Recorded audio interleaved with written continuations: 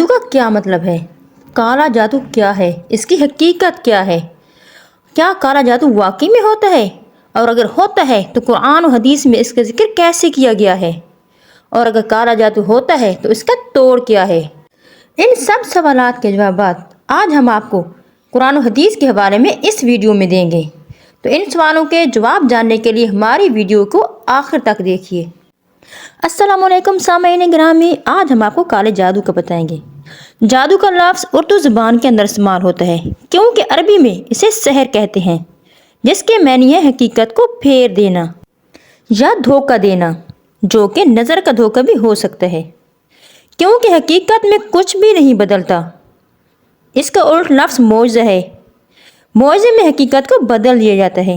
جادو میں تعویذ، کنوں اور مخصوص کفریہ کلمات پڑھ کر ایسا عمل کیا جاتا ہے جس کی وجہ سے کسی شخص کا جسم، اس کا دل و دماغ اسے چھوئے بغیر متاثر ہو جاتے ہیں، جس کی وجہ سے کوئی بھی شخص بیمار ہو سکتا ہے، نامرد ہو سکتا ہے، میاں بیوی کے درمیان طلاق بھی ہو سکتی ہے اور نفرت بھی، اور یہاں تک کہ اس کا قتل بھی ممکن ہے، کیونکہ ڈائریکٹلی شیطان تو آپ کو نقصان پہنچا نہیں سکتا، بلکہ آپ کے دماغ کے اندر سوسائڈل تھاٹس یا ناامیدی پیدا کر کے خود آپ کو قتل کرنے کے لیے اکساتا ہے۔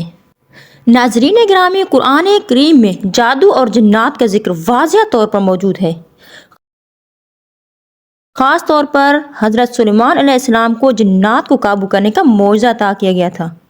یہ دونوں چیزیں یعنی کہ جادو اور جنات ایک دوسرے سے جڑی ہوئی ہیں۔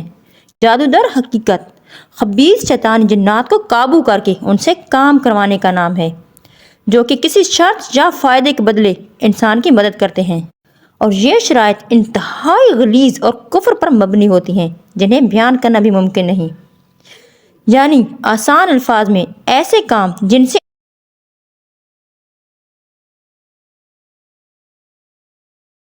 انسانی مخلوق کی تذلیل ہو اور جنات کو برتر مخلوق ثابت کیا جا سکے۔ مثال کے طور پر سورج، چاند، ستاروں یا شیطان کو سجدہ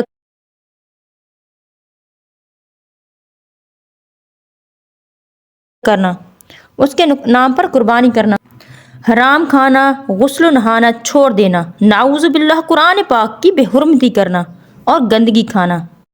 جتنا کوئی جادوگر یہ کام زیادہ کرے گا، شیطانی جنات اس کی اتنی ہی زیادہ مدد کریں گے، اور اس کا ثبوت ہمیں قرآن پاک کے اندر کچھ اس طرح سے ملتا ہے کہ شعراء کے اندر اللہ پاک فرماتا ہے، آیا میں تمہیں بتاؤں شیطان کس پر اترتے ہیں؟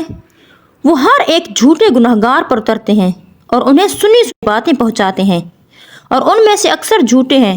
یاد رہے کہ یہ جنات مدد نہیں کرتے، کیونکہ ان کے اندر نیک بھی ہیں، خبیث جنات بھی موجود ہیں، جن کا ذکر سورہ جن کے اندر موجود ہے کہ ان کے اندر اچھے جنات بھی ہوتے ہیں، یعنی کہ نیک جنات، اور شیطانی جنات بھی ہوتے ہیں۔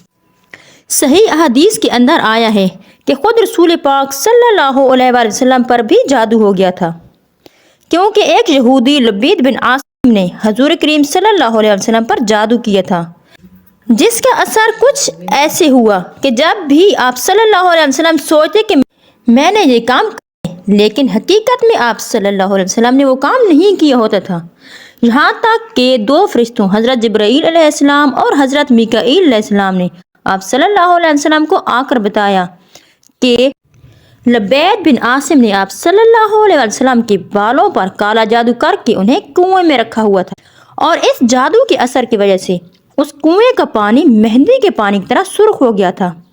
آپ صلی اللہ علیہ وسلم صحابہ کرام رضی اللہ تعالیٰ عنہ کے ساتھ اور کنویں سے چیزیں نکال کر دفن کر دیا، یہاں تک کہ آپ صلی اللہ علیہ وسلم نے اس واقعے کا ذکر باقی لوگوں سے بھی نہ کیا، تاکہ باقی لوگوں کے اندر گناہ کے طور پر یہ پھیل نہ سکے۔ صحیح حدیث میں ابو ہریرہ رضی اللہ تعالیٰ عنہ سے مروی ہے کہ آپ صلی اللہ علیہ وسلم نے فرمایا کہ 7 ہلاک کرنے والی چیزوں سے بچو، جن میں سے ایک کالا جادو بھی ہے، کیونکہ یہ شرک ہے۔ سامعین گرامی، کالے جادو کا توڑ کیا، یہ ہم آپ کو نیکسٹ ویڈیو میں بتائیں گے۔